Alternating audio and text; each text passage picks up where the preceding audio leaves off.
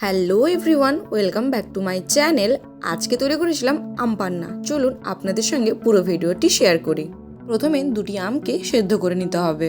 এরপর একটি প্লেটে বিট লবণ, লঙ্কার গুঁড়ো, জলজিরা, জিরের গুঁড়ো, চাট মশলা, ব্ল্যাক পেপার ও চিনি দিয়ে একটা মশলা বানিয়ে নিলাম। আর এদিকে আম সেদ্ধ হয়ে গেলে আমটিকে ছাড়িয়ে নিয়ে ও তার খোসা থেকে আমগুলো বের করে নিয়ে একটি জলে ভালোভাবে আমটিকে মাখিয়ে নিতে হবে। এরপর আমগোলা জলটি মিক্সার গ্রাইন্ডারে দিয়ে এবং তার সঙ্গে কিছু মশলা দিয়ে পেস্ট বানিয়ে নিতে হবে। একটি বাটিতে নামিয়ে রেখে তৈরি করে রাখা মশলাতে গ্লাসটিকে ভালোভাবে ঘুরিয়ে নিয়ে তারপর 1 চামচ মশলা দিয়ে ও তাতে কিছুটা পরিমাণ শরবত দিয়ে ও 2 টুকরো বরফ দিয়ে জল দিয়ে মিশিয়ে নিলেই তৈরি হয়ে যাবে আম পান্নার শরবত। খেতে কিন্তু অসম্ভব সুন্দর হয়েছিল। ভিডিওটি কেমন লাগলো জানাতে ভুলবেন না কিন্তু। আর যদি ভালো লেগে থাকে তাহলে লাইক, কমেন্ট অ্যান্ড শেয়ার করে দেবেন। আজকের জন্য এই ভিডিওটি টাটা।